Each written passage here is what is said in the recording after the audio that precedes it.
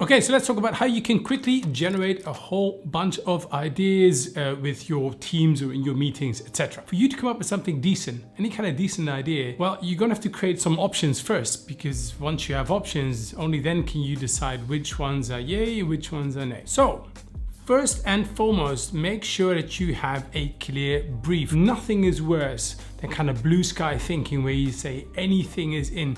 It doesn't work. Creativity needs parameters and guidelines. So what is a brief? What are you ideating against? Like, what is the thing that you need ideas for? The second, and the guys too, so many times do I see people bring a group of people together for a brainstorm when it's been proven over and over again that it's easier for people to build ideas first, to come up with a bunch of ideas first, and then bring that to the table. That's why I say singles first, do individual ideation first. So for instance, you got a brief from before, you send a brief a couple of days before, you get people to think about it, and you say, I want you to come into next week's creative session with 8 ideas, capture them all, one per post-it, one per piece of paper. Then by the time they get there, let's say you got 8 people together, they all bring in 8 ideas. There's 64 ideas for you to start going with. That also avoids the extroverts taking over that meeting and introverts kind of sitting there getting a bit uncomfortable with all these yappy extroverted people. So individual first, then in the group. Okay, next one. This one is absolutely crucial. Capture one idea at a time. There's a creative session, a bunch of people came together, let's say they all brought their ideas to the table, they're comparing the ideas, they're showing notes, and they're talking. You're off, it's like, wow, this is going really well. But nobody's writing anything down. That is the surest way you're going to come up empty-handed. So make sure that people capture the idea. And an easy way to check whether your idea is captured well is if you were to show that piece of post-it without you saying anything to somebody else who's not in that group, would they understand what the idea is? To give you a quick example, communicate more. I don't know what that means. Let's meet every Friday morning for a 10-minute brainstorm around what we've learned from our consumers that week.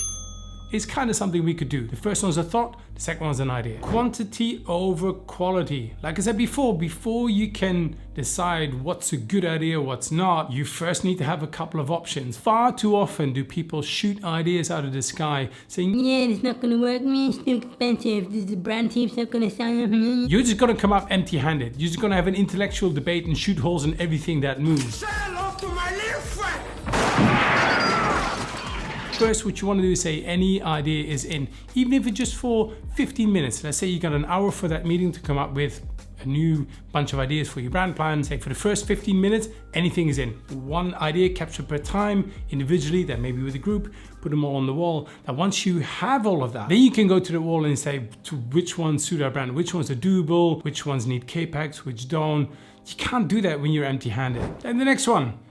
Use visuals where you can. You've all heard kind of a picture paints 1,000 words. Well, it's kind of the same here. Bring in a couple of magazines. If sometimes people cannot express the idea, ask them to find a picture that represents that. What I like to do in our sessions, I usually bring in one or more illustrators. These are people who are specialized in bringing conversations and bringing ideas to life. And finally, a bonus one for you, and this is linked to what we were talking about before with the way your brain needs stimulus, that lateral thinking thing.